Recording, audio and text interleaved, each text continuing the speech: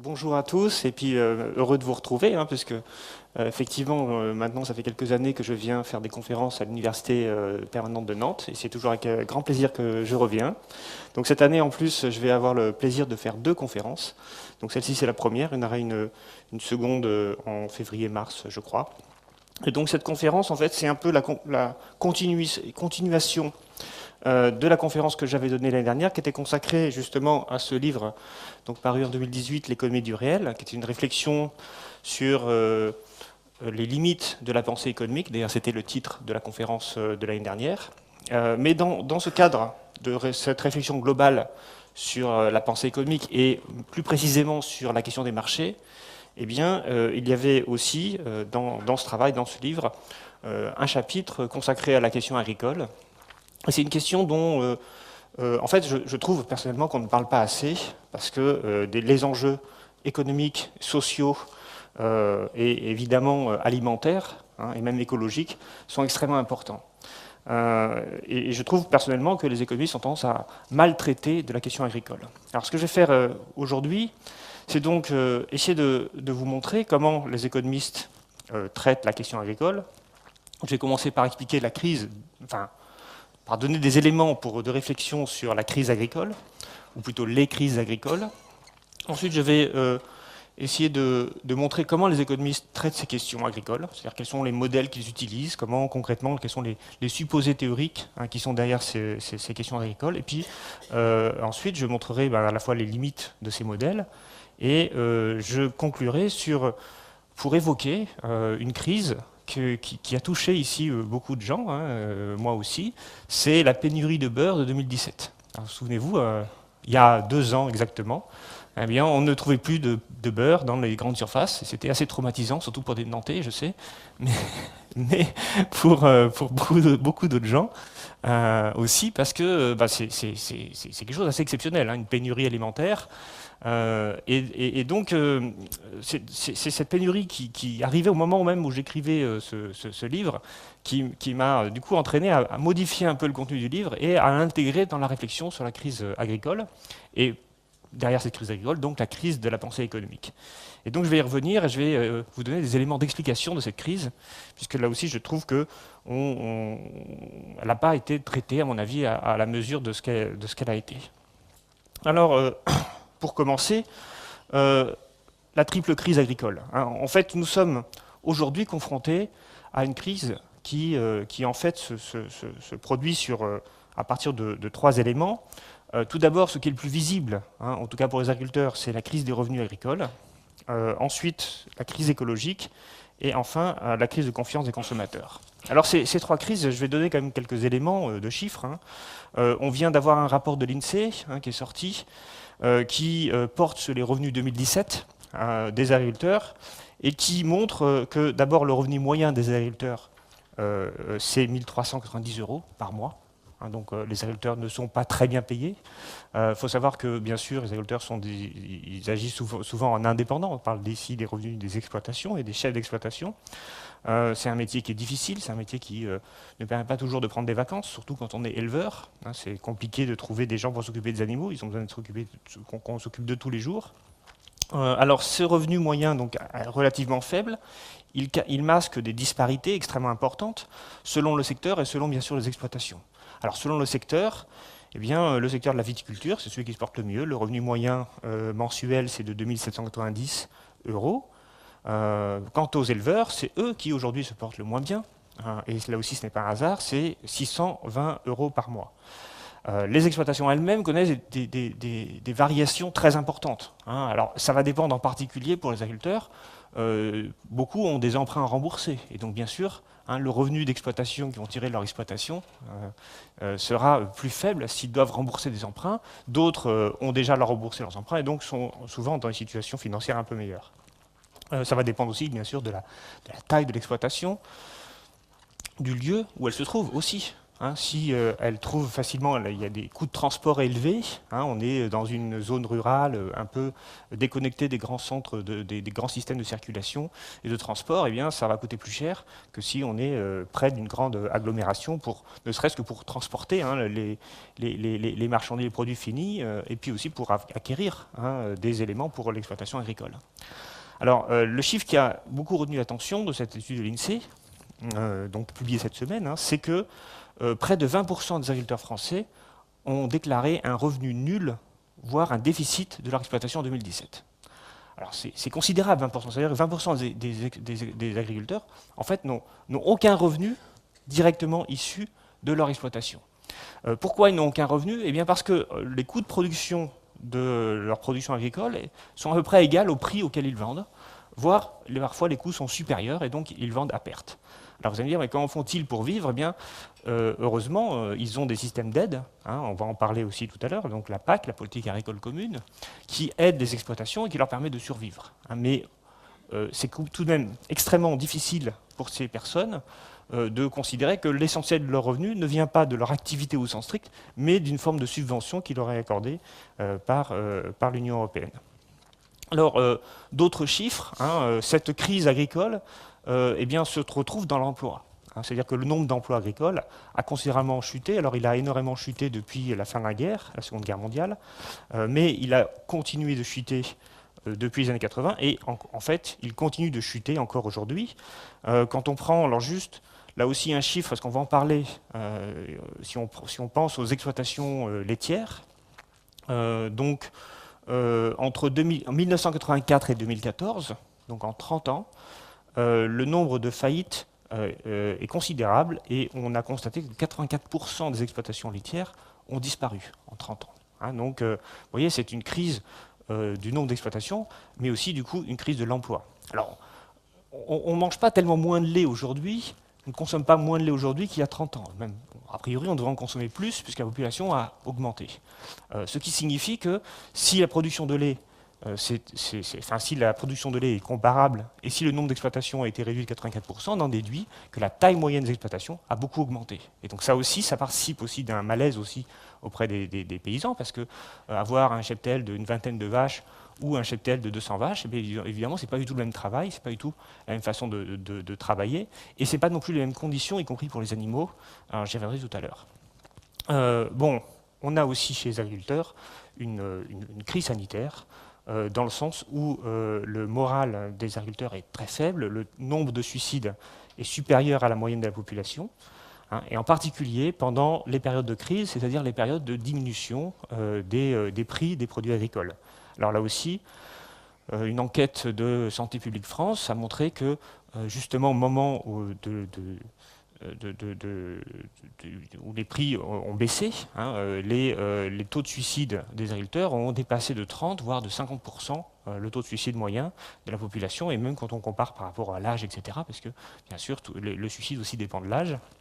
On a pu aussi constater que ce qui est au cœur des suicides, hein, donc qui sont la partie émergée, bien sûr, du moral des personnes, parce que heureusement tous les dépressifs ne suicident pas, mais on constate quand même que c'est très très lié à la conjoncture économique. C'est-à-dire que c'est vraiment en fonction, hein, donc entre 2008 et 2010, on a vu un pic de suicides parce que les prix se sont effondrés, et puis quand les prix vont mieux, eh bien, les suicides disparaissent. Donc on voit bien que ce n'est pas qu'une condition de l'isolement, de la ruralité ou d'autres choses, hein, c'est bien une condition économique qui détermine le taux de suicide, et ça c'est extrêmement important aussi à le comprendre. Alors deuxième crise, bien sûr une crise écologique. Alors cette crise écologique, eh bien, elle est le produit d'une part d'un modèle productif qui est de plus en plus intensif. Hein, je vous ai dit tout à l'heure que le nombre d'exploitations, enfin la taille des exploitations avait beaucoup augmenté. Hein. C'est pas compliqué, hein. Si le nombre d'exploitations chute de 80% et que le nombre de vaches, lui, ne chute pas, eh bien, on peut comprendre que chaque exploitation, en moyenne, a été multipliée par 4 en tête de vache, hein, en taille du cheptel. Bon, évidemment, quand on industrialise la production, quand on augmente la taille moyenne des exploitations, eh bien, ça se fait souvent au détriment de la santé animale. On voit d'ailleurs que dans l'élevage, et en particulier dans la production de lait, On est passé des exploitations familiales à des gigantesques exploitations, mais on va trouver un peu la même chose dans le porc ou dans la volaille. Alors évidemment, il y a des limites réglementaires, mais parfois, eh bien, certains agriculteurs demandent des dérogations à ces limites réglementaires. Et ils le font aussi parce que, simplement, c'est la seule manière d'être rentable dans un marché qui est extrêmement concurrentiel. Alors, dans les exploitations laitières, eh bien, on a notamment dans les Hauts-de-France cette ferme des 1000 vaches dont on a beaucoup parlé, en fait, qui n'a pas tout à fait 1000 vaches, mais l'objectif, c'était de rassembler des gigantesques troupeaux. Alors, c'est un modèle d'exploitation laitière qui commence à se développer en France, où on a des exploitations entre 500 et 1000 vaches, qui sont, je vais le dire tout à l'heure, parce que ça fait partie des questions qui se posent autour de la crise du lait, mais c'est des vaches qui ne vont plus pâturer, qui vont rester enfermées dans des hangars pendant toute leur vie, et qu'on va nourrir par du fourrage parfois, mais très souvent par des céréales qu'on a cultivées dans la ferme. Alors ces exploitations sont le modèle courant en Allemagne, aux États-Unis, dans de nombreux pays, et il tend à se développer de plus en plus en France. Ce qui d'ailleurs a une conséquence, c'est qu'on a moins de vaches dans les prés, du coup. Alors ce n'est pas forcément évident, mais si vous notez, vous comparez aujourd'hui et il y a 10 ans, eh bien, vous verrez que le nombre de vaches enfermées s'accroît et le nombre de vaches dehors, lui, diminue, notamment en été. Deuxième évidemment élément de cette crise écologique, au-delà du bien-être animal qui est quand même une question importante, eh bien, il y a bien sûr l'usage très intensif et toujours plus intensif des pesticides. Alors les pesticides, c'est en gros des produits qui vont tuer soit alors on appelle les fongicides quand il s'agit de champignons, l'herbicide quand il s'agit, ou de défoliants quand il s'agit d'herbes, de mauvaises herbes, ou on a aussi les insecticides lorsqu'il s'agit de détruire les ravageurs. Alors ces pesticides, en fait, malgré un plan de 2008 qui visait à réduire de 50% l'usage des pesticides dans les exploitations agricoles françaises ou en France en général, en réalité, depuis 2008, donc là on est dans les 10 dernières années, l'usage des pesticides a en fait globalement augmenté. Donc on consomme plus de pesticides aujourd'hui en France qu'il y a 10 ans. Et en plus, malgré la hausse du bio, malgré l'interdiction qui a été faite aux ménages, aux particuliers d'utiliser le glyphosate dans les jardins, même les mairies aussi interdisent ou limitent de plus en plus l'usage des pesticides dans leur propre jardin. Mais malgré le bio, malgré tout ça, la consommation globale de pesticides en France a augmenté depuis 10 ans. Alors bien sûr, elle a des conséquences sur l'environnement. Et là aussi, les nouveaux pesticides qui ont été développés ces dernières années, ce qu'on appelle les néonicotinoïdes, sont des pesticides qui s'attaquent au système nerveux des insectes et qui sont accusés d'être responsables de la disparition d'un certain nombre d'insectes, de la disparition des abeilles. Et là aussi, on ne peut que constater les faits. C'est que quand on regarde combien il y a d'abeilles, d'insectes dans la nature, pas uniquement dans les champs cultivés, mais aussi dans les zones protégées, c'est-à-dire les parcs naturels. Une étude allemande qui est publiée en 2017 a démontré qu'entre 1989 et 2016, ils ont fait 2 opérations de collecte, en 1989 et ils se sont retournés en 2016, donc ça fait 27 ans plus tard, dans les mêmes endroits, et ils ont collecté 76% d'insectes en moins, d'insectes volants en moins. Donc il s'agit ici de parcs naturels. On a fait d'autres études qui tout arrivent au même résultat. Le nombre d'insectes dans le monde entier a tendance à s'effondre. Et alors là, on parle des insectes volants, mais on trouve la même chose dans la Terre, en particulier chez la disparition des lombrics, etc. Et donc, conséquence logique de cette disparition d'insectes, évidemment, ça désorganise les écosystèmes, puisque les insectes sont à la base de l'écosystème, et en particulier, ils sont à la base alimentaire des oiseaux, qui beaucoup mangent des insectes, beaucoup aussi mangent des graines, qui elles aussi, parfois, ont des pesticides. Et donc, on s'aperçoit que en Europe, de très nombreux oiseaux ont disparu, puisque là aussi, une autre étude démontre qu'entre 1980 et 2009, 80% des granivores et des insectivores ont disparu, qui correspond globalement à 421 millions d'oiseaux en moins dans le ciel européen. Alors, vous voyez, là, je vous parle des différences entre aujourd'hui et les années 80. Les années 80, ce n'est pas une agriculture artisanale sans pesticides. On a déjà une agriculture développée dans ces années-là. Donc, c'est vraiment une évolution extrêmement récente et qui est extrêmement inquiétante. Troisième crise. Bon, là, je vais aller vite, parce que je vais y revenir sur la crise du beurre. C'est une crise de confiance des consommateurs. Crise de confiance qui est liée, évidemment, aux problèmes sanitaires qui sont posés, dans l'élevage en particulier. Alors l'élevage, qu'est-ce qu'on a eu? Bien sûr, on a eu la crise de la vache folle, qui a quand même été assez traumatisante pour beaucoup de gens. On a quand même des personnes qui sont mortes de la maladie de Creutzfeldt-Jakob, qui est une maladie horrible. On a aussi régulièrement des viandes contaminées ou des œufs contaminés. Alors l'exemple que j'ai en tête, c'est l'exemple des œufs contaminés au fipronil, donc qui est là aussi qu'un insecticide. Bref, on a donc toutes ces inquiétudes qui sont soulevées par les consommateurs qui du coup se tournent vers les alimentations bio pour essayer de transformer l'agriculture elle-même.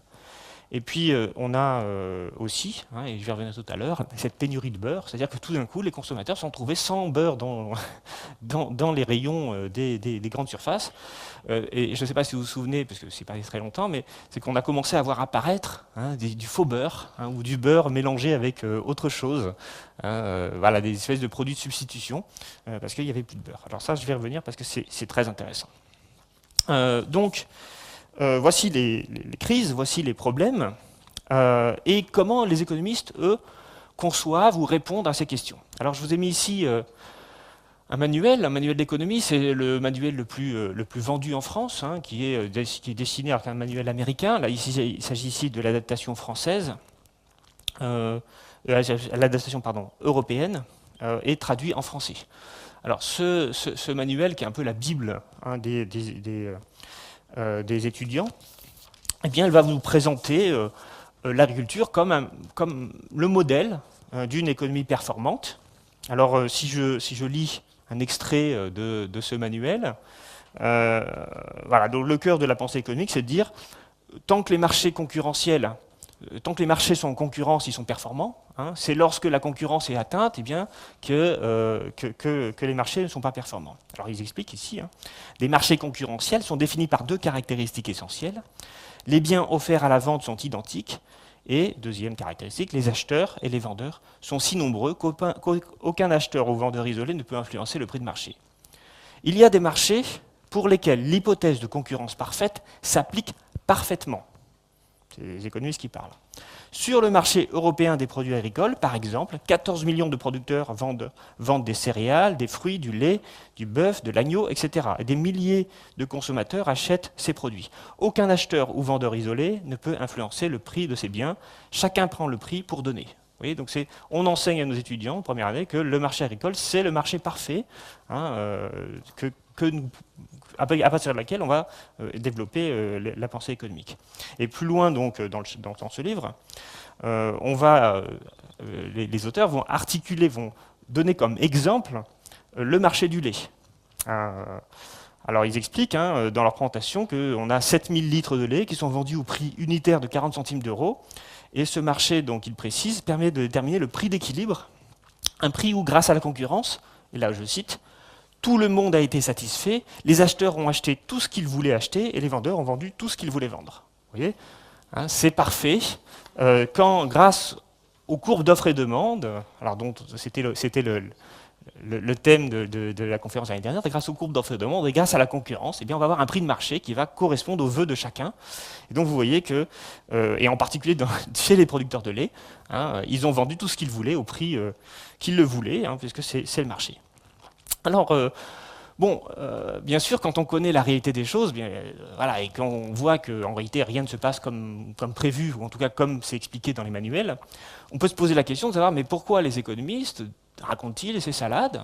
Et en réalité, ce qui est au cœur de la pensée économique, en fait, c'est un mythe. C'est le mythe qu'on appelle de la main invisible.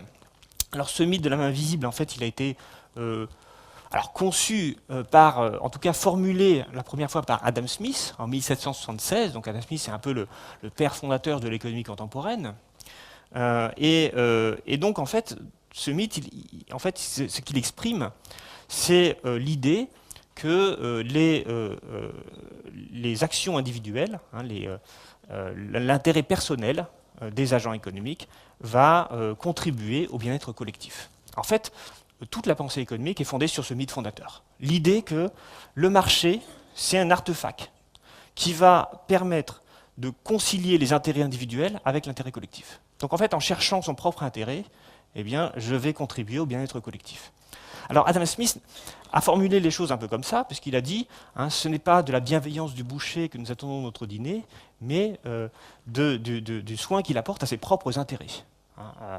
Et donc, ça veut dire que ce qu'on cherche chez l'autre dans une transaction marchande, ce n'est pas sa générosité, mais c'est son égoïsme. Et donc l'idée, c'est que en cherchant mon intérêt personnel, je vais, sans le vouloir, contribuer au bien-être collectif. C'est ça qui est au cœur de la pensée économique. Alors, bien sûr, dans la pensée d'Adam Smith, ce concept de main invisible était lui-même intégré dans une pensée beaucoup plus large et vaste, et Adam Smith lui-même ne faisait pas de la main invisible le cœur de sa pensée.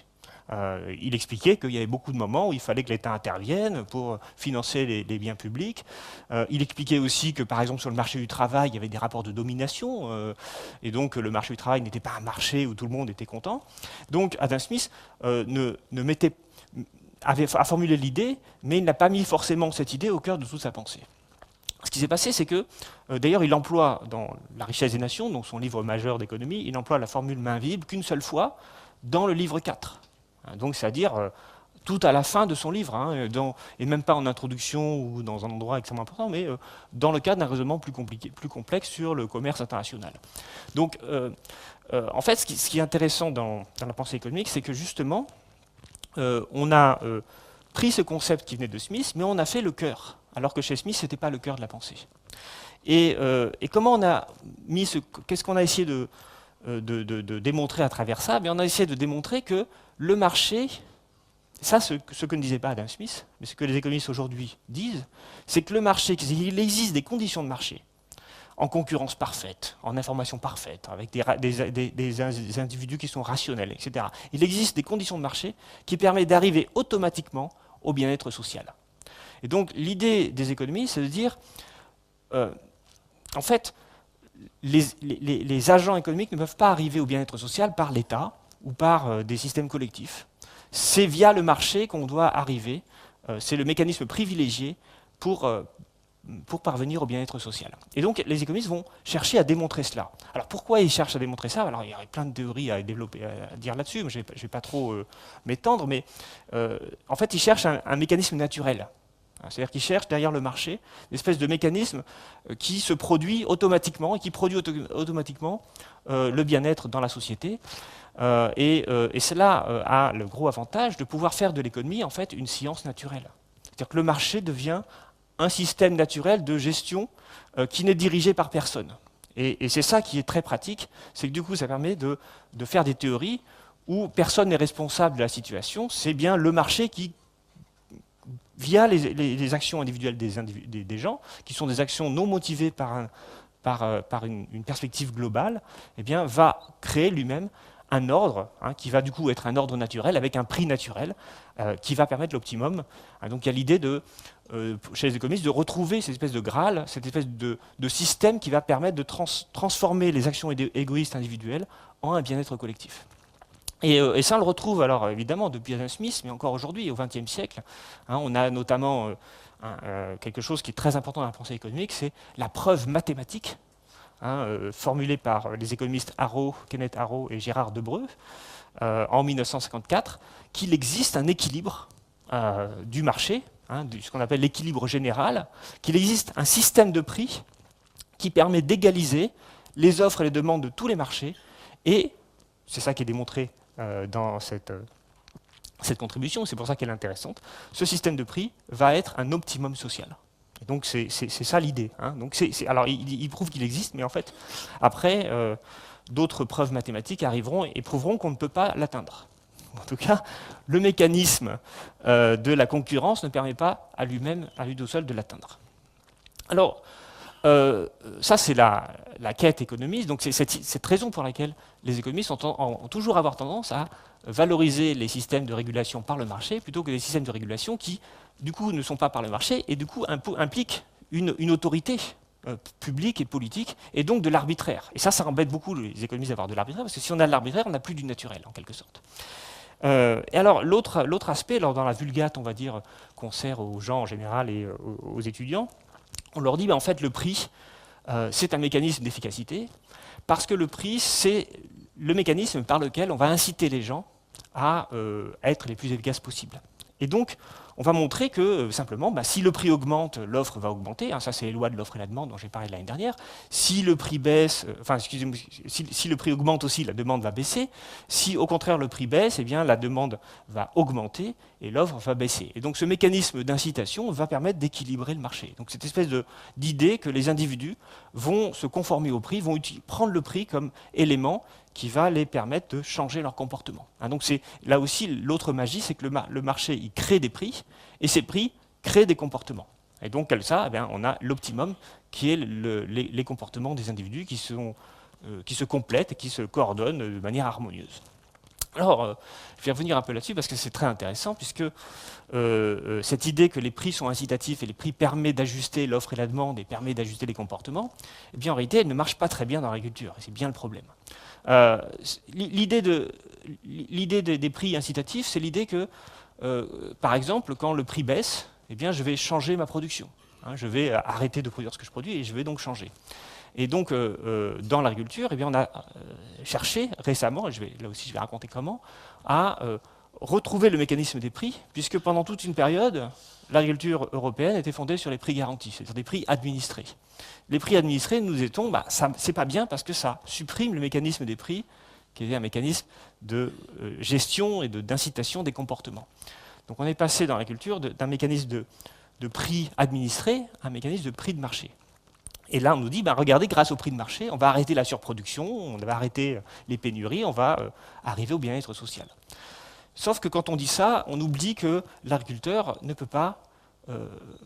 les incitations des prix, en fait, ne fonctionnent pas très bien sur les agriculteurs. Alors, prenons un exemple tout bête. Un agriculteur, de par sa pratique, quand il veut produire du blé, il va devoir le semer à la Toussaint, et puis il va attendre que ça pousse, et puis ça poussera, et puis il va le récolter au mois de juillet, au moment des moissons. Si au moment où il sème, le prix du blé est élevé, eh bien, il sera content, donc il va semer du blé, mais 6 mois plus tard, eh bien, rien ne garantit que le prix du blé sera toujours élevé. Et il ne pourra pas changer le blé en orge, comme ça, en plein milieu de l'année. Et donc là, on a un problème, c'est qu'on a une inertie.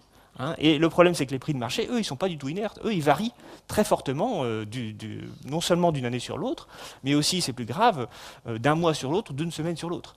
Ce qui peut se passer, par exemple, c'est que si on a une bonne récolte en Australie, eh bien, donc, sur l'autre hémisphère, on a une bonne récolte qui arrive en janvier, eh bien, le prix du blé va s'effondrer en Europe, et puis c'est trop tard, on a déjà planté son blé. Alors ça, à la limite, on peut penser que le céréalier, il peut, à la limite, choisir au minimum en septembre ce qu'il produit. Mais pensez à l'éleveur. Vous savez, un élevage bovin, eh bien, il est totalement impossible de changer pour du poulet. Ça n'a juste aucun sens. Qu'est-ce que vous allez faire de votre treilleuse? Pensez aux vergers, aux producteurs de fruits. Le temps que l'arbre donne des fruits, eh bien, il y a plusieurs années qui s'écoulent, et puis il va donner sur un certain nombre d'années. On ne va pas transformer tout d'un coup son verger en champ de tomates ou en grillage de poulailler. Bref, le cœur même du métier de l'agriculture, c'est le temps long. Et le temps long, eh bien, tout cela n'est pas compatible avec le système incitatif par les prix. Et voilà. Et donc ça c'est un gros problème, parce qu'on va nous expliquer dans les manuels. Alors, bon, le livre était lourd et j'ai pas voulu le prendre, mais on va vous expliquer que dans le marché du lait, eh bien, il y a une offre croissante de lait en fonction du prix, c'est-à-dire que plus le prix augmente, plus l'agriculteur va produire du lait. Mais alors comment il fait pour obliger ses vaches à produire plus de lait parce que les prix ont augmenté? Il ne peut pas, donc il est obligé d'avoir de nouvelles vaches. Mais le temps que la vache grandisse et produise du lait, il va falloir un peu de temps. Donc comment voyez-vous qui s'adapte au prix? Hein, ça, c'est pas possible. Alors, si au contraire les prix s'effondrent, il doit devoir produire moins de lait, donc il va falloir qu'il abatte des vaches. Donc à la limite, ça peut se faire. Hein, on peut les mettre à l'abattoir. Mais vous voyez bien que c'est pas du tout rentable. Hein. Vous avez une vache, vous la faites grandir, et puis tout d'un coup les prix s'effondrent, et bien là vous l'amenez à l'abattoir. Tout ça n'est pas très efficace. Et donc c'est un peu ça qui pose problème dans les modèles économiques, c'est que c'est des modèles abstraits. Or l'agriculture, c'est quelque chose de très concret. Alors deuxième élément de pensée économique, c'est la gestion de ce qu'on appelle les externalités en économie. Alors, c'est là qu'on va retrouver la question environnementale. Alors, qu'est-ce que c'est qu'une externalité? Eh bien, dans la pensée des économistes, la théorie des économistes, c'est un produit, c'est quelque chose qui se passe, qui a un effet en dehors du marché. Donc le principe des économies, c'est qu'il y a un marché, donc une offre et une demande, des consommateurs et des producteurs qui vont se rencontrer et qui vont s'entendre sur un prix. Mettons qu'on ait des producteurs de porc qui rencontrent des consommateurs de porc. Alors, le producteur de porc va avoir une exploitation porcine et il va produire du porc qu'il va vendre au meilleur prix aux consommateurs. Tout le monde est content. Sauf qu'en même temps, pour avoir un meilleur prix, c'est-à-dire pour avoir le prix le plus faible, eh bien, il va produire de la pollution. Il va nettoyer les déjections de ces porcs, mais au lieu de les traiter, eh bien, il va les envoyer dans la nature. Et donc ça va polluer le sol, polluer l'eau en nitrate, et ça va entraîner des algues vertes ensuite sur les côtes. Alors, bien sûr, il pourrait dépolluer, nettoyer de manière respectueuse de l'environnement son exploitation. Le problème, c'est que s'il fait ça, eh bien, son prix du porc sera plus élevé, et donc le consommateur, lui aussi, devra payer plus. Or, la personne qui subit la pollution, peut-être, n'est pas du tout une personne qui a consommé du porc. Donc ça, c'est ce qu'on appelle une externalité, c'est-à-dire que le méfait de la production est en fait supporté par quelqu'un d'autre, pas par les gens qui sont membres du marché. Donc en fait, le marché va avoir un effet extérieur à lui-même, et donc c'est ce qu'on appelle les externalités. Alors, bien sûr, on a des externalités, donc c'est la pollution. Toute activité qui pollue, par construction, crée un mal-être chez des gens qui ne sont pas responsables du marché considéré. Alors les économistes, bien sûr, ils ont pensé à ça, et ils ont essayé de réfléchir sur comment gérer ces externalités. Alors on a un économiste libéral, qui s'appelle Ronald Coase, qui a eu le prix Nobel en 1990 d'ailleurs, qui a expliqué, qui a formulé un théorème qui dit le problème, en fait, c'est que les externalités posent problème parce que les droits de propriété ne sont pas bien définis. Voilà. L'idée de Coase, c'est de dire, en fait, il faut que ceux qui bénéficient d'une eau non polluée, en fait, disposent en réalité d'un droit de propriété, une propriété pour une eau non polluée. Cette propriété, elle est atteinte par le producteur de porc. Et donc, il faut des compensations. C'est-à-dire qu'en gros, on pourrait organiser des formes de compensation auprès des personnes victimes de la pollution. Et dans ce cas-là, réintégrer dans le marché, donc il y aurait des négociations qui se passeraient entre les gens victimes de la pollution et les pollueurs, et on réintégrerait comme ça dans le marché. Donc l'idée, c'est internaliser les externalités, les réintégrer dans le marché, en considérant que le marché, c'est un échange de droits de propriété, et là, il y a quelque chose qui s'est passé dans le fonctionnement du marché, un dysfonctionnement, qui est que les droits de propriété n'étaient pas bien définis au départ. Alors ça, derrière cette théorie de cause, il y a l'idée de pollueur-payeur. En gros, l'idée, c'est le pollueur-payeur. Alors, le prix de la pollution, théoriquement, d'après Ronald Coase, devrait être négocié entre les pollueurs et chaque personne victime de la pollution. Évidemment, tout ça est impossible. Quand vous polluez des nappes phréatiques, vous avez des millions de personnes ou des milliers de personnes qui sont concernées, et impossible de nouer des transactions avec chacun. Donc, ce qui se passe à ce moment-là, c'est que l'État va venir, il va imposer un prix de cette pollution et demander aux pollueurs de le payer. Alors ça, c'est ce qu'on appelle en quelque sorte une régulation économique. C'est qu'on internalise le prix de la pollution en faisant payer le coût réel de cette pollution. Mais pensons au problème de la pollution. Ça, c'est l'approche économique. Et en fait, une autre approche juridique peut aussi fonctionner. C'est une approche réglementaire. Où, dans ce cas-là, il ne s'agit pas juste de faire payer aux pollueurs le prix de la pollution, comme si on pouvait mettre un prix à la pollution. Qu'est-ce que ça veut dire de mettre un prix à la pollution? Si la pollution est néfaste, il faut l'interdire. Donc, au lieu de faire des transactions économiques, on pourrait simplement avoir une réglementation qui, simplement, interdise aux pollueurs de polluer ou qui l'oblige à nettoyer la pollution qu'il fait. Le problème, c'est que ce mécanisme-là, donc le mécanisme de la réglementation, non pas de la régulation, hein, on peut poser les deux, c'est un mécanisme qui, par définition, est hors économie. C'est-à-dire que c'est des principes moraux, des principes de droit, qui disent voilà, il ne faut pas polluer. Alors que le principe de la régulation, c'est qu'on internalise dans la question économique un choix de polluer. Mais libre au pollueur de polluer ou non, tant qu'il paye le prix, il peut polluer. Alors pendant longtemps, la gestion des activités de nuisance a été en réalité réglementée, c'est-à-dire interdite ou contrôlée. Le problème, c'est que ça coûte cher. Ça coûte cher pourquoi ? Parce qu'il faut des contrôleurs, il faut des personnes qui vont contrôler que les exploitations respectent bien la réglementation. Et donc, eh bien, parfois, on se dit, finalement, si on veut organiser les choses de manière plus efficace, plutôt que d'avoir des contrôleurs qui vont contrôler si les exploitations ne polluent pas, eh bien, appliquons le principe pollueur-payeur et faisons payer le coût de la pollution aux pollueurs. Alors, pour prendre un exemple, eh bien, lorsque, par exemple, on a voulu interdire l'émission de CFC qui détruisait la couche d'ozone, on a fait un protocole, le protocole de Montréal, en 1987, je crois, qui a complètement interdit l'usage des CFC. Par contre, quand il s'agit de gaz à effet de serre, on n'a pas interdit l'émission de gaz à effet de serre. On n'a pas même réglementé beaucoup les activités.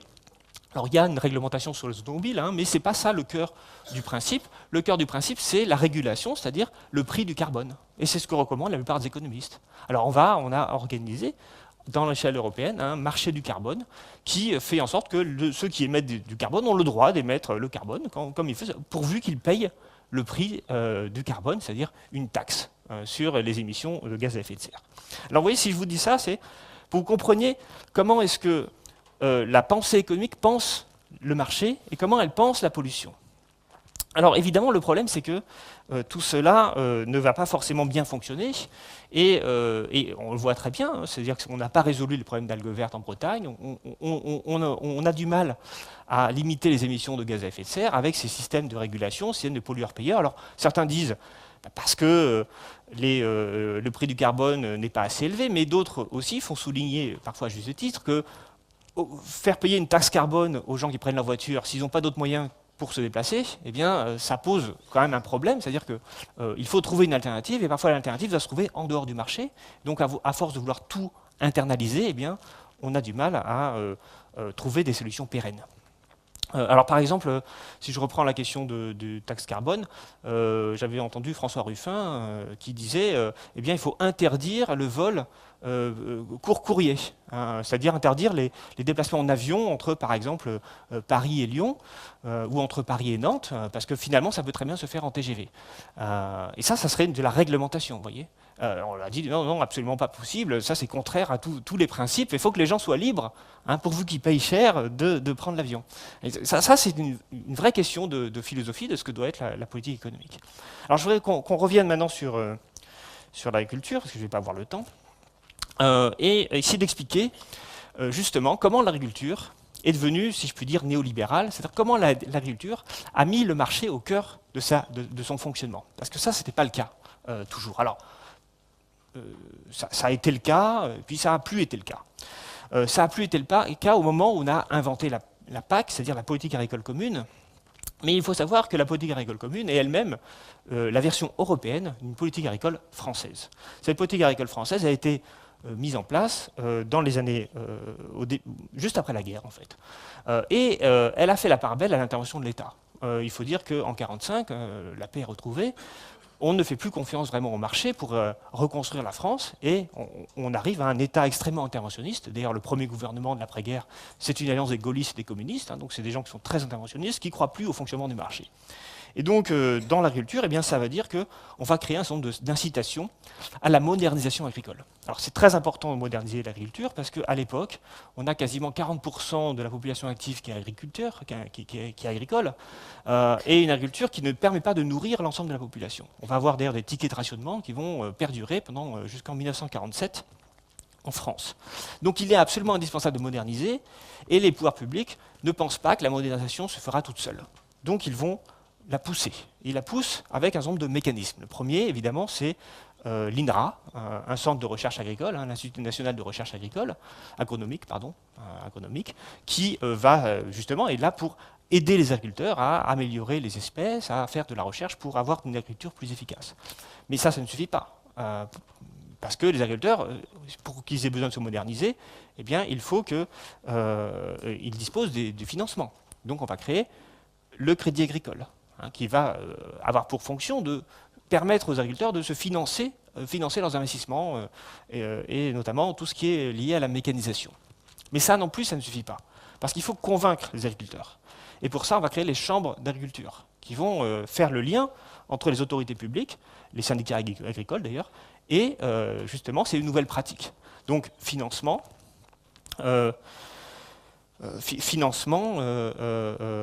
recherche et lien, on va dire, ou système de communication ou d'élaboration des nouvelles pratiques productives.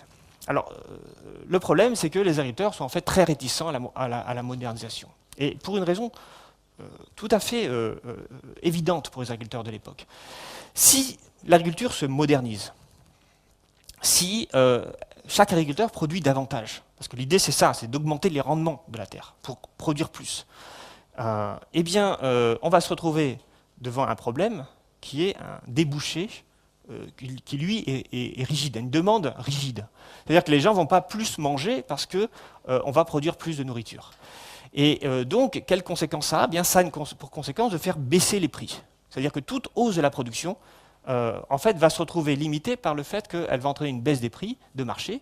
Et s'il y a une baisse des prix de marché, bien, en fait, les agriculteurs ne vont pas s'y retrouver. Ils vont financer des investissements dans la mécanisation, qui sont très coûteux, en se disant, ben, avec les prix actuels, si j'augmente ma production de 20%, eh bien, je vais avoir plus de chiffre d'affaires. Sauf qu'en réalité, ce qui se passe, c'est que lorsqu'on augmente de 20% sa production, eh bien, on a ces prix qui vont diminuer davantage que 20%, et donc, en fait, on va baisser le chiffre d'affaires. Alors ça, je peux vous le montrer à partir d'un graphique, bon, rapidement, parce que je n'ai pas beaucoup de temps. Ici, vous voyez un marché classique, une courbe d'offre et une courbe de demande. Donc la courbe de demande, c'est la courbe en rouge ici, alors qui, vous voyez, augmente, les quantités c'est à droite, les quantités augmentent lorsque les prix baissent, et là on a l'offre des agriculteurs qui, elle, augmente lorsque les prix augmentent. Alors bon, je vous ai dit tout à l'heure que ça ne marchait pas trop pour l'agriculture, mais globalement, disons qu'on a à long terme un effet comme ça. Alors ça, c'est un marché classique, et dans ce cas-là, eh bien, si on a un progrès technologique qui fait que la courbe d'offre se décale vers droite. C'est-à-dire qu'en gros, on va avoir des quantités supérieures pour chaque prix. Ça veut dire que c'est ça. On va se décaler vers droite, on a des quantités supérieures produites pour chaque prix. Alors on va avoir, vous voyez ici, le prix qui va baisser, mais la quantité qui va augmenter davantage que le prix. Globalement, chiffre d'affaires, c'est quantité fois prix, le chiffre d'affaires augmente. Dans un marché agricole, on a une demande qui est rigide, c'est-à-dire qui est verticale, comme cela. Et dans ce cas-là, si on décale l'offre vers la droite, eh bien on va avoir le même courbe d'offre, on va avoir un effet de prix qui va être beaucoup plus important que l'effet quantité. Et donc au final, on aura un chiffre d'affaires qui va diminuer. Donc les agriculteurs ont conscience de ça. Ils savent que si un agriculteur individuel se modernise tout seul, il ne va pas avoir un effet sur les prix. Et donc lui, il va gagner. Mais si tous les agriculteurs en même temps se modernisent, eh bien ça va faire s'effondrer les prix, et au final, ils vont tous perdre de l'argent plutôt que d'en gagner. Et donc les syndicats agricoles, et en particulier la FNSEA de l'époque, je parle de 1950, est absolument rétive au progrès technologique. Elle s'est beaucoup transformée depuis, mais elle va mettre du temps avant d'accepter l'idée de mécanisation. Et donc pour ça, il a fallu rassurer les agriculteurs, et les rassurer sur les prix de vente. Et ça, c'est pour ça qu'on a inventé la politique des prix garantis. C'est-à-dire que les produits agricoles les prix des produits agricoles n'étaient pas décidés par le marché, mais par l'État. C'est ce qu'on appelle simplement des prix administrés. Alors bien sûr, ces prix allaient changer d'une année sur l'autre. Parce que bien sûr qu'avec les progrès, il faut aussi qu'ils bénéficient aux consommateurs. Donc on va avoir une tendance baissière des prix, mais à l'issue de négociations. Alors le problème, c'est que tout ça crée des tensions très fortes. Parce qu'au début de cette politique agricole française, on l'a mis pour un certain nombre de produits qui étaient des produits de base. Alors c'était les céréales, c'était la betterave à sucre, c'était les oléagineux, Mais par contre, pas de prix garanti pour les maraîchers, pour les fruits et légumes. Donc évidemment, certains agriculteurs n'étaient pas très contents, puis ceux qui produisaient certains produits se sont dit, bah, dans ce cas, pourquoi je ferais du maraîchage, alors j'ai qu'à faire la betterave à sucre, et puis comme ça, je serai garanti dans mes prix. Donc il y avait des conflits politiques extrêmement importants au début des années 50 entre les pouvoirs politiques et les agriculteurs, d'une part pour savoir quelle production allait être protégée par les prix garantis, puis d'autre part pour savoir le niveau des prix, pour éviter qu'ils baissent trop. Bon, alors tout cela va être résolu en fait par l'Europe.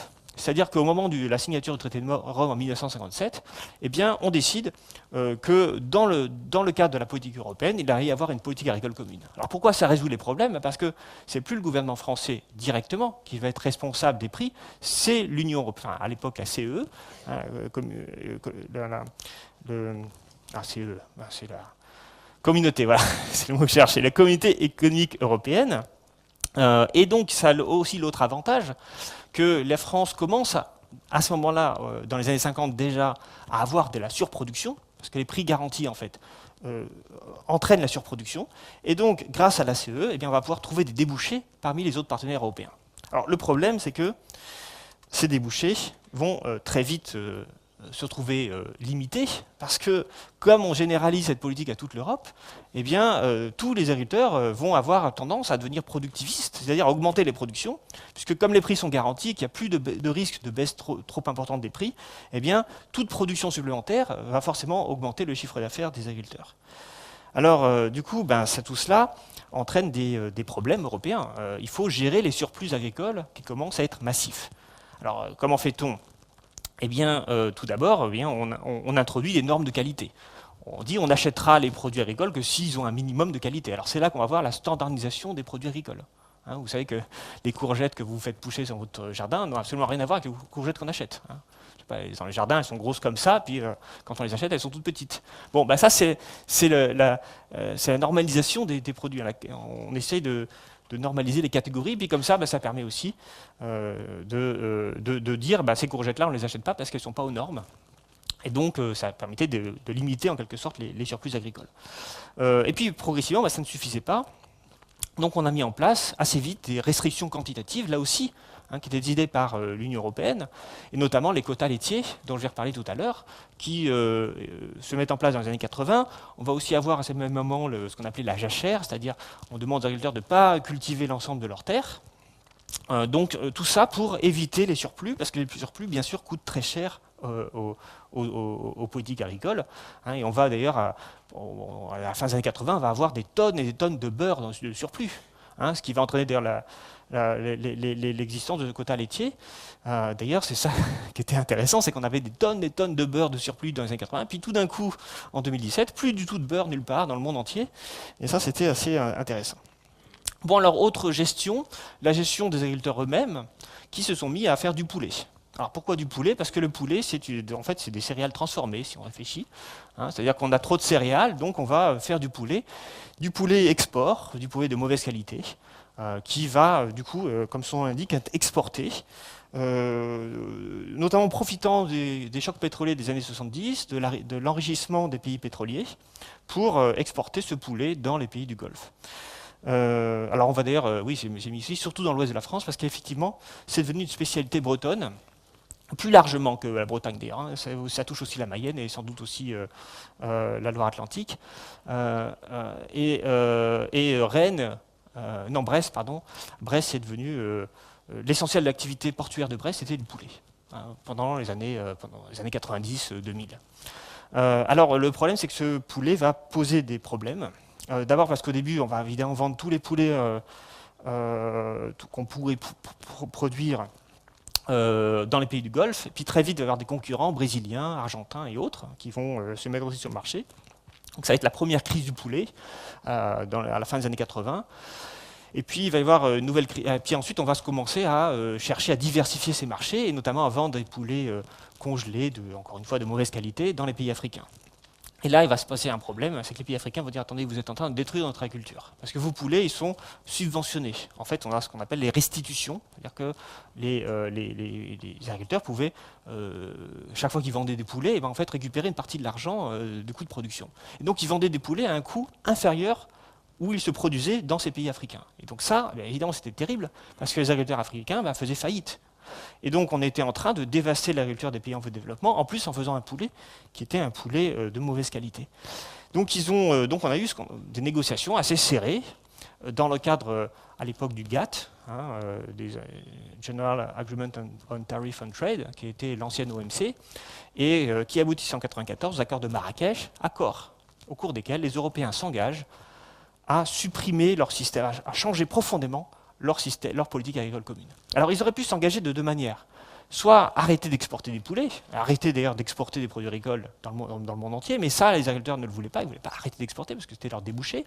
Soit, et c'est ça qui a été décidé, changer le mode de financement et de subvention de manière à découpler l'aide agricole des volumes de production, c'est-à-dire à supprimer le système des prix garantis et passer à un système de prix d'intervention. Alors c'est ce qu'on appelle la nouvelle PAC. Alors tout ça s'est fait assez lentement. Qu'est-ce que c'est que la différence entre un prix garanti et un prix d'intervention? Eh bien, simplement que le prix garanti, c'est un prix auquel on achète le produit, quel qu'il soit, donc c'est un prix administré. Le prix d'intervention, c'est un prix plancher. C'est-à-dire que là, c'est l'idée que lorsque les prix des produits agricoles sont trop bas, eh bien, on va intervenir, c'est-à-dire que l'Union européenne, par exemple, la politique agricole va racheter d'un produit pour qu'il soit vendu au moins à ce prix-là. Et ce prix d'intervention, au début, il est au niveau du prix garanti, puis il va baisser, jusqu'à devenir totalement inférieur au coût de production, par exemple du lait ou des choses comme ça. Et donc, progressivement, les agriculteurs se sont trouvés avec des prix d'intervention de plus en plus faibles. Bien sûr, ils peuvent vendre à des prix plus importants, mais seulement si le marché décide que les prix doivent être plus importants que le prix d'intervention. Donc en fait, on a organisé l'agriculture maintenant d'un système de prix garanti, de prix administré, à un système de prix de marché. Et donc soumis aux aléas du marché mondial, parce que ce n'est pas un marché européen, les prix de marché, c'est des marchés mondiaux. En même temps qu'on a découpler les aides. Alors, ça veut dire que les aides étaient plus distribuées en fonction de la production. Donc, ça veut dire qu'elles étaient distribuées en fonction de la surface. Donc, en gros, on a l'aide de base, qui est plus vous avez une exploitation grande, plus vous avez des aides. Et puis ensuite, une aide qui va aller privilégier les petites exploitations de montagne, de zones en difficulté. Mais c'est une aide en fait, qui est contestée, parce que parfois on dit mais pourquoi à eux et pas à d'autres? On a récemment renouvelé le système d'aide, alors je ne me souviens plus de son nom malheureusement, mais on a renouvelé les zones où on pouvait bénéficier de cette aide spécifique, et évidemment ça a été très contesté par un certain nombre d'agriculteurs. Bon, le cœur du problème, c'est que comme on gère un système par les prix de marché, alors on va supprimer toutes les limitations quantitatives. Et là aussi, ça va prendre du temps. On va supprimer la jachère, puis on va supprimer les quotas laitiers. Et on va les supprimer, et ce n'est pas pour rien, en avril 2015. C'est-à-dire en fait très longtemps après, vous voyez, plus de 20 ans après la signature des accords de Marrakech. C'est un processus qui va durer 20 ans, le processus de transformation de l'agriculture d'un système de prix administré à un système de prix de marché. Et bien sûr qu'à partir du moment où les prix sont des prix de marché, et les prix sont censés être incitatifs, eh bien on ne va plus avoir de surproduction. Et de fait, il n'y aura plus de surproduction de beurre, puisqu'on va arriver à une pénurie. Comme quoi, ça a bien marché. Alors, l'autre chose qu'on va faire, et là c'est plutôt une bonne chose, il faut aussi le reconnaître, c'est qu'on va généraliser les systèmes de protection, les AOP, alors qui sont les AOC françaises, là aussi c'est une invention française, l'appellation d'origine contrôlée, qui deviennent à l'échelle européenne l'appellation d'origine protégée, et qui vise là aussi à protéger un certain nombre de produits agricoles spécifiques, en fonction non seulement bien sûr de l'origine géographique, mais aussi de la manière dont cette production est faite. Donc on a un cahier des charges assez important. On va aussi avoir des labels commerciaux. Par exemple le label rouge, parce que vous ne savez peut-être pas, mais le label rouge, c'est un label commercial. C'est-à-dire que c'est une entreprise commerciale, c'est qui décide de la manière dont le label est fait. Alors ce n'est pas un mauvais label en soi, mais c'est une entreprise commerciale. Donc ça permet de protéger en partie l'agriculture de la concurrence, puisque l'AOP, par définition, elle implique une zone géographique, donc on n'est plus en concurrence avec le reste du monde. Vous faites du beurre d'Essigny, ou de la crème d'Essigny, c'est forcément dans un endroit géographique très protégé. Donc vous ne pouvez pas avoir la crème d'Essigny qui vient du Canada ou d'Italie. Évidemment, La chose la plus importante, c'est les fromages. Les fromages qui, eux aussi, ont nos appellations d'origine contrôlée avec un cahier des charges. Donc tout ça, vous voyez ici, c'est quelque part, on internalise avec le principe des labels. Si je reprends ma logique économique, j'internalise la qualité. C'est-à-dire que je délègue aux entrepreneurs, à l'agroalimentaire, la gestion d'un label de qualité. Bien sûr, je vais contrôler que ce label fonctionne. Et je délègue au marché la gestion de la production via les mécanismes de marché incitatifs. Bien, alors pour terminer, je voudrais revenir sur cette crise du beurre, parce qu'elle est symptomatique, et je vais essayer de vous démontrer dans cette dernière partie de cette conférence qu'en fait, cette crise du beurre, eh bien, elle est totalement liée à la nouvelle PAC. C'est-à-dire que en fait, c'est la phase de transition qui a organisé ça, et notamment la fin des quotas laitiers en 2015. Alors tout d'abord, il faut revenir sur ce qui s'est passé il y a 2 ans. Eh bien, il y a 2 ans, nous ne trouvions plus de beurre dans les grandes surfaces. Et comme on ne trouvait plus de beurre, eh bien on s'est mis à se poser la question, mais pourquoi on ne trouve plus de beurre? Alors bien sûr, les économistes avaient une explication toute trouvée, d'ailleurs une explication qui était partagée par un certain nombre d'agriculteurs, qui disaient, en fait, c'est parce que le système de prix français est trop rigide. Alors qu'est-ce qu'il y avait derrière cette idée? Eh bien il y avait l'idée que, et c'était vrai, les agriculteurs, producteurs de lait, les transformateurs, ceux qui transforment le lait en beurre ou en crème ou en lait de consommation, les industriels de l'agroalimentaire, et les distributeurs, les grandes surfaces, eh bien, chaque année se retrouvent encore, ça existe encore à mon avis, se retrouvent pour discuter du prix du beurre, qui va finalement être le prix qu'on va trouver en grande surface. Donc il y a des systèmes de négociation annuels qui impliquent que ce n'est pas le cours de marché strictement qui détermine le prix auquel les agriculteurs vendent leur beurre, enfin leur lait en l'occurrence, mais c'est des négociations. Alors les économistes, certains économistes en tout cas, ont dit s'il y a une crise du beurre en France, c'est parce qu'on a un système de négociation qui est décidé en février, et puis forcément, eh bien, quand les prix sont déjà définis, quand les prix du marché mondiaux augmentent, eh bien, en fait, les agriculteurs ne voient pas leurs prix augmenter, et donc ils essaient de vendre à l'étranger. Alors, ça c'était ce qui a été dit. En gros, il faut renégocier les prix, il faut arrêter avec ce système de prix rigide qui empêche les agriculteurs de produire et qui explique la pénurie française. On expliquait que la pénurie était spécifiquement française. Alors c'est vrai qu'elle était spécifiquement française, c'est vrai qu'en Allemagne ou dans d'autres pays, le prix du beurre avait augmenté, et c'est vrai qu'en novembre 2017, le prix du beurre n'avait pas augmenté, parce que c'était des prix qui étaient négociés en avance. Par contre, ce qui n'était pas vrai, c'est que la pénurie de beurre était liée aux spécificités françaises. Pourquoi? Parce qu'en réalité, il s'agissait d'une pénurie mondiale. Alors là aussi, moi je suis allé voir dans les chiffres, et les stocks de beurre, eh bien, en fait, avaient disparu dans le monde entier. C'est-à-dire que les stocks s'étaient effondrés partout. Donc bien sûr que la France était peut-être plus touchée parce qu'il y avait ce système de prix, mais en réalité c'est un problème mondial. Ce problème mondial, il est dû à quoi? Il est dû au changement d'habitude de consommation. Globalement dans le monde. C'est-à-dire que les Chinois, les Asiatiques, qui auparavant consommaient très peu de produits laitiers, et notamment de beurre, se sont mis à consommer davantage de beurre, notamment via les viennoiseries françaises qui sont très populaires ou qui sont devenues populaires en Asie. L'autre élément du changement de consommation, c'est que bien les modes, là aussi, de qu'est-ce que c'est que manger sainement, ont changé. Et auparavant, on expliquait que le beurre, c'était mauvais, puis en fait, on s'est aperçu que finalement, ce n'était pas si mauvais que ça. Et donc, on a des magazines, notamment américains, qui disaient qu'il fallait manger du beurre, il y avait plein de vitamines dedans, et que c'était pas, ça n'avait aucun impact sur les maladies cardiovasculaires. Bon, donc les gens, globalement dans le monde, ont augmenté la consommation de beurre. Et donc, quand ils ont augmenté la consommation de beurre, eh bien, les stocks de beurre mondiaux, à partir de 2016, ont commencé à diminuer. Les prix n'ont pas bougé. Les stocks diminuaient, les prix ne bougeaient pas pendant toute l'année 2016. Et puis à partir du début de l'année 2017, eh bien, on arrivait quasiment à zéro au stock, et donc les prix tout d'un coup ont explosé. Alors d'ailleurs, c'est assez amusant parce que ça montre que le marché est assez myope, il a du mal à voir à long terme, alors que n'importe qui voit une courbe qui descend peut se dire, à un moment, on va arriver à zéro, puis alors après, quand on aura zéro stock, on va avoir des problèmes. Là, les stocks diminuaient, les prix ne bougeaient pas, et tout d'un coup, on arrive à zéro, ou quasiment, et les prix explosent. Premier élément troublant, les prix du beurre ont explosé en 2017, mais la production de beurre, elle, n'a pas augmenté. Et même, elle a diminué, notamment en Europe, puisque l'Europe, c'est le premier producteur de lait au monde. C'est vraiment là, évidemment, on en a un peu en Australie, etc., mais c'est les Européens qui produisent le plus de lait et de beurre également au monde. Alors, du coup, on se trouve devant un paradoxe. C'est que le mécanisme incitatif des prix dont j'ai parlé, eh bien, en fait, n'incite pas.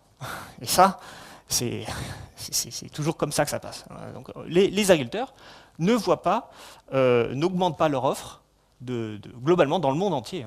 Là, j'ai regardé, je me souviens des chiffres européens, il n'y a pas de hausse de la production pendant tout le premier semestre 2017, alors qu'il y a une hausse énorme des prix, doublement, triplement des prix du beurre. Et même une baisse de la production. Alors cette baisse de la production, elle est due à quoi? Eh bien, elle est due au fait que, en fait, le nombre de faillites dans les exploitations laitières a continué d'augmenter. Alors pourquoi? Eh bien parce que, comme vous le savez, sans doute, les vaches ne produisent pas de beurre. Les vaches produisent du lait. Et dans la manière dont on produit du beurre, eh bien, on a besoin d'abord de lait qui est transformé. Et en fait, ceux qui transforment le lait en beurre, ce sont les industriels de l'agroalimentaire. Et ces industriels, en fait, ils ont deux filières de production. La première filière qui est la filière crème-lait de consommation. On prend le lait des vaches et puis on va en partie le transformer en lait demi-crémé pour la consommation et puis en crème fraîche. Et puis on a l'autre mode de production, l'autre utilisation possible du lait, c'est le beurre et la poudre de lait écrémé. Et d'ailleurs, ce qui est paradoxal, c'est que, bien sûr, pour faire du beurre, on prend la crème et on la transforme en beurre. Ce qui est paradoxal, c'est qu'au même moment qu'on avait une pénurie de beurre, on n'avait pas de pénurie de crème. D'ailleurs, vous avez pu constater qu'on trouvait de la crème. Alors que c'est bizarre parce que la crème, on peut faire du beurre avec de la crème fraîche. Et en fait, ça, c'est parce que le système de production il est assez rigide. Le lait de consommation et la crème fraîche d'un côté, la poudre de lait écrémé et le beurre de l'autre. Et c'est là que se pose le problème. C'est qu'au même moment que les prix du beurre explosaient, les prix de la PLE, poudre de lait écrémé, eux, s'effondraient. Et donc, du point de vue des agriculteurs, en fait, ils ne voyaient pas une croissance de leurs revenus. Donc, ils n'étaient pas incités à produire davantage. Au contraire, leur revenu global baissait. Malgré la hausse du prix du beurre, le fait est que la demande mondiale de poudre de lait écrémé, elle, baissait. Et donc, l'ajustement ne pouvait pas se faire. Et là aussi, c'est un problème, c'est que d'un point de vue économique, on a deux marchés totalement différents, qui n'ont aucun lien entre eux. La demande de poudre de lait écrémé et la demande de beurre n'ont rien à voir l'une avec l'autre, mais c'est le même lait qui produit les deux choses. Et donc la seule manière de résoudre le problème du marché, c'est en fait d'augmenter le taux de matière grasse du lait. Alors, j'ai l'air de... là aussi, je me suis renseigné. En fait, le taux de matière grasse du lait varie considérablement. Et donc, en fait, pour résoudre ces problèmes de couplage lait-beurre, eh bien, c'est assez facile. Si on veut faire plus de beurre, il suffit d'augmenter le taux de matière grasse du lait des vaches, et on fera plus de beurre et moins de lait, et inversement. Pendant très longtemps, comme on avait trop de beurre, on a cherché à diminuer le taux de matière grasse du lait de vache. Comment on a fait? Eh bien, on a sélectionné les vaches pour qu'elles changent, pour que la quantité de matière grasse du lait diminue. Alors, ce qui est au cœur de... Il y a deux éléments qui permettent d'expliquer la part le taux de matière grasse du lait. Le premier élément, c'est donc la race de la vache. Et en fait, là, on a un élément qu'il faut prendre en considération, c'est que plus la vache va produire des quantités importantes de lait, plus, logiquement, le taux de matière grasse du lait va baisser. Et donc, l'activité industrielle, enfin l'industrialisation de la production de lait, va se faire uniquement avec une espèce de vache, qui est la Prim Holstein. Cette Prim Holstein, c'est celle qui produit le plus de lait, pardon. Le plus de lait, et qui a un lait très pauvre en matière grasse, du coup un lait qui n'est pas très bon pour faire du beurre. Deuxième élément qui détermine le taux de matière grasse du lait, l'alimentation de la vache. Et là, on a deux modèles de production, le modèle pâturage, où on nourrit la vache avec du fourrage, et le modèle industriel dont j'ai parlé, le modèle de la ferme des 1000 vaches, où on nourrit la vache au grain. Et bien ça aussi, quand on nourrit la vache au grain, le taux de matière grasse du lait diminue. Et donc, en fait, ce qui s'est passé, c'est qu'en 2015, en avril 2015, avec la fin des quotas laitiers, eh bien, un certain nombre d'agriculteurs ont changé de modèle de productif. Ils sont passés de l'élevage traditionnel à l'élevage intensif en hangar, type ferme des 1000 vaches. Alors ferme des 1000 vaches, c'est qu'un des exploitations comme ça, mais en fait il y a beaucoup même de petites exploitations qui sont passées d'un système à l'autre. Et comme tout le monde l'a fait en même temps, eh bien, le taux de matière grasse du lait a baissé. Et donc on s'est retrouvé avec une production de beurre plus faible. Elle a baissé parce qu'on a pris évidemment les vaches les plus productives en lait, qui sont les Prime Holstein, qui ont moins de matière grasse dans leur lait, mais aussi parce qu'on a changé l'alimentation des vaches, et donc ça aussi, ça a entraîné une baisse du taux de matière grasse du lait. Et donc en fait, cette crise du beurre, c'est une crise qui apparaît évidemment plus tard, parce qu'il a fallu que le stock disparaisse, il a fallu que tous les modèles, les fermes se transforment, et donc c'est logique que 2 ans plus tard, eh bien, on ait une crise du beurre, parce que le taux de matière grasse du lait a baissé, et il a baissé parce que les modes de production ont changé, et ils ont changé parce qu'on a supprimé les quotas laitiers. Voilà. Donc on a bien ici un effet. Alors vous allez me dire, mais maintenant on trouve du beurre. Oui, parce que n'oubliez pas qu'il y a la sélection génétique. C'est-à-dire qu'en fait, une vache laitière, ça a une durée de vie assez faible en réalité. Et simplement, il a fallu, simplement par le truchement de sélection génétique des vaches, eh bien, on a, du coup, les vaches qui produisaient plus de matière grasse étaient sélectionnées, et du coup, on a pu très facilement, assez facilement en tout cas, changer le système, et donc le système a pu s'adapter. Donc en fait, c'est une crise de transition. Hein, c'est ça qu'on peut dire. Alors je voudrais conclure, vous voyez, pour vous montrer ces crises de pénurie, en fait les 3 crises dont j'ai parlé, la crise des revenus agricoles, la crise écologique et la crise de confiance des consommateurs, de mon point de vue, elles sont liées à une transformation de la politique agricole, une transformation qui a mis le marché au cœur de la gestion de l'agriculture, alors que, pour moi, une bonne politique agricole devrait évidemment laisser une place au marché, mais aussi avoir une place de régulation publique. Or, ce qu'on est en train de faire aujourd'hui dans les politiques agricoles, c'est en fait exactement l'inverse. On est en train d'intensifier la concurrence et la part du marché dans les politiques agricoles. Et on le voit notamment dans les traités de libre-échange qui sont signés aujourd'hui par l'Union européenne. Alors évidemment, il y a le CETA, le traité avec le Canada. Il y a le Mercosur. Alors le CETA qui va rentrer en application, qui est déjà rentré en application, mais qui va être ratifié bientôt par tous les pays européens, donc qui rentrera pleinement en application, mais qui est déjà rentré en application pour l'agriculture. On a le Mercosur, là, qui est négocié, qui a été signé, mais qui n'est pas encore ratifié. Et puis on a d'autres accords qui vont venir avec la Nouvelle-Zélande, aussi un accord commercial. Et donc le problème, c'est que ces accords commerciaux, eh bien, en fait, ils mettent en concurrence des agricultures qui sont différentes. Alors qui sont différentes, d'une part, parce que les normes et les réglementations sont différentes d'un pays à l'autre. Il a été question en 2017, justement, toujours à ce moment-là, d'interdire le glyphosate en Europe. Le glyphosate, c'est un herbicide. Ça tue, c'est le Roundup, ça tue les mauvaises herbes. Pour être agriculteur, on n'a pas besoin de glyphosate. Je veux dire, on peut désherber manuellement, mécaniquement, ou on peut désherber chimiquement. Pendant très longtemps, le glyphosate n'existait pas, donc les agriculteurs désherbaient mécaniquement. La différence entre les deux formes de désherbage, c'est que dans l'une, lorsqu'on désherbe mécaniquement, on va avoir un peu plus de temps de travail que dans l'autre, lorsqu'on désherbe chimiquement. Et donc, le coût n'est pas le même. Lorsque la question s'est posée de savoir s'il fallait interdire le glyphosate, eh bien, les agriculteurs ont dit, mais attendez, vous venez de signer un traité de libre-échange avec le Canada qui, eux, autorise le glyphosate. Si vous nous interdisez le glyphosate, notre coût de production va augmenter. Pas beaucoup, quelques pourcentages. Mais quelques pourcentages de coûts de production en plus, ça suffit à nous faire perdre les clients dans les marchés. Et donc, pourquoi ? Parce que les biens agricoles sont des biens homogènes. On ne peut pas dire mon bien est spécifique. Si on produit des pommes qui sont les pommes que les autres produisent, eh bien, on va avoir un problème pour le vendre si le prix est un tout petit peu plus cher que les pommes canadiennes. Et donc, on a renoncé à interdire le glyphosate, tout simplement parce que la question des pesticides était absente des traités de libre-échange. Et qu'on n'a jamais dit que si un pays devait augmenter ses normes, l'autre devait aussi augmenter ses normes. Et donc, en fait, les enjeux écologiques des traités de libre-échange sont en fait extrêmement importants parce que c'est des freins à la réglementation, notamment à la réglementation environnementale. Encore une fois, le glyphosate n'est pas nécessaire à la production agricole, absolument pas. C'est juste une question de rendement financier de la production. Mais il y a aussi une autre chose qu'on oublie parfois de dire, c'est que le Canada, la Nouvelle-Zélande, les pays d'Amérique du Sud n'ont pas du tout le même type d'agriculture que les pays européens. Alors pourquoi ils n'ont pas le même type d'agriculture? Parce que d'abord, ils ont des exploitations beaucoup plus grandes. Pourquoi ils ont des exploitations beaucoup plus grandes? Eh bien parce que, en fait, ils ont beaucoup plus d'espace.